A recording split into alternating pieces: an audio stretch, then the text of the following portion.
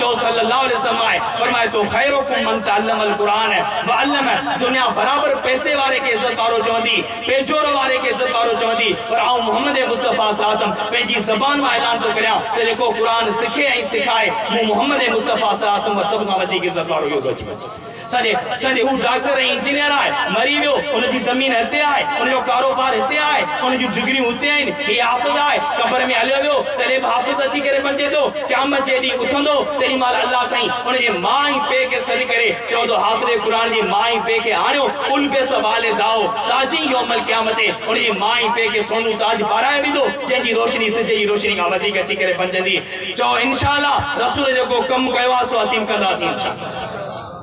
रसूल छा कयो छो? कुरान पढ़ायो। रसूल ॿियो कमु कहिड़ो कयो? वयो ज़कीम पैगंबर माण्हुनि जे दिलनि खे साफ़ कयो।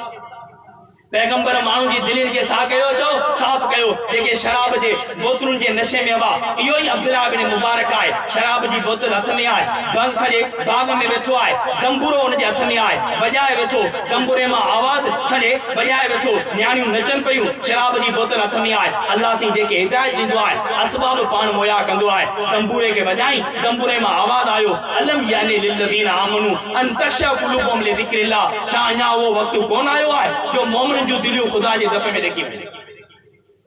इनके डप कयो तो आवाज़ किथां पियो अचे? वरी दंबूर के खोले फिट कई आहे, वरी लगाई आहे, वरी आवाज़ आयो कुरान करीम जी सूरत हदीस जी आयत अलम यानी लिल्लज़ीन आमनू अन तख़शअ क़ुलूबुहुम लिज़िक्रिल्लाह। दंबूर के उछलाई, सॼे शराब जी बोतल के लतई, न्याणियुनि के रवानो कई। हिकिड़ो साल जिहाद पियो करे, ॿियो साल हदीस पियो पढ़ाए। बुखारी उनजो शागिर्द आहे, तिरमिज़ी उनजो शागिर्द आहे। अॼु उन मक़ाम ते आहे जो उलमा लिखनि था जंहिं महफ़िल में अब्दुल्लाह बिन मुबारक जो नालो हूंदो आहे, उन महफ़िल ते अल्लाह जी रहमत करे।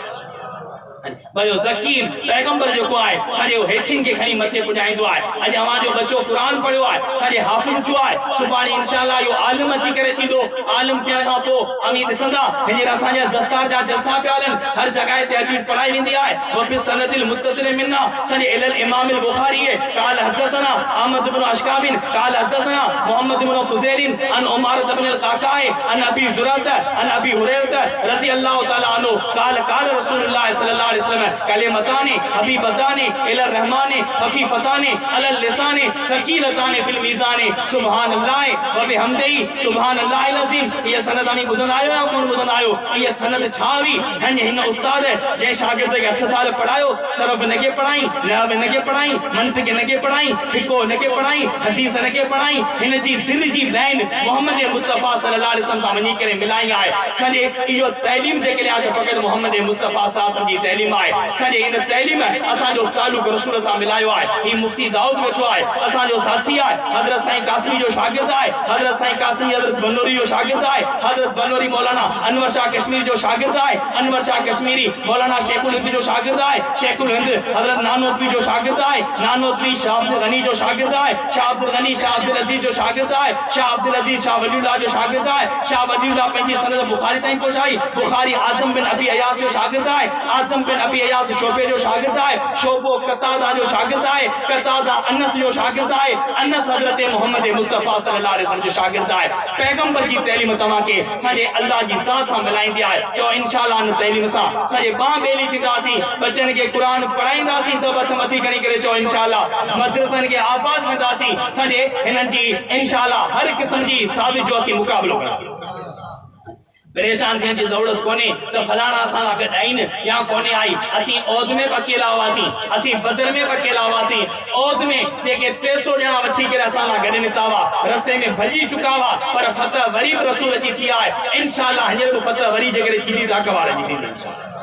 बाक़ी हुननि जी तइलीम सॼे बेहयाई जो माहौल लॻो पियो आहे, सॼे न्याणियुनि खे नचाइण वारी तइलीम, अख़लाक खे किराइण वारी तइलीम आहे। हीअ तइलीम कहिड़ी आहे भई ज़कीम? हीअ तइलीम उहा आहे जेका न्याणी जे अख में हया खे पैदा करण वारी आहे। इमाम गज़ाली रहमतुल्लाह अलैह लिखियो कि मदीने जे अंदरि हिकिड़ी नौजवान छोकिरी हुई, वॾी नेकोकार औरत अची बंदी, घर लाइ कम खां ॿाहिरि निकिती, वॾो बुरको पाए वई, अचानक हवा तेज़ लॻी, बुरको उथी वियो, सॼे उनजो चहिरो ज़ाहिर थियो।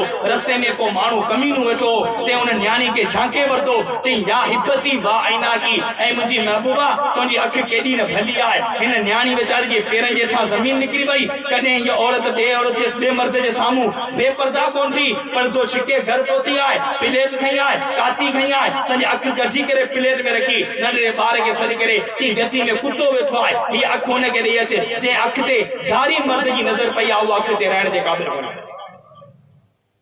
ये हया हुई साजी आ कोन भी साजे रात जो रसूल जी ज़ियारत थी आहे। ऐ अम्मा मुझे दीन जी कम जे करे तो पंहिंजी अख ज़ाया कई आहे ऐं दुआ तो घुरां त अल्लाह सी तोखे सुभाणे ॿिए खाता फरमाईंदो। इमाम गज़ाली लिखो त ॿिए ॾींहुं उहा औरत उथी आहे त वापसि हुनजी अख सही सलामत मौजूद थी अची वञे। अॼु असां मां गैरत खे ख़त्म कयो, गैरत जेका असां ख़त्म कई हुई। न्याणियुनि खे मैदान में आंदो वियो, शहरनि जो माहौल बिगड़ी वियो सॼे, पर ॻोठनि जे अंदरि असां ॾिसूं था तॾहिं बि उहा शइ ख़त्म थी वई।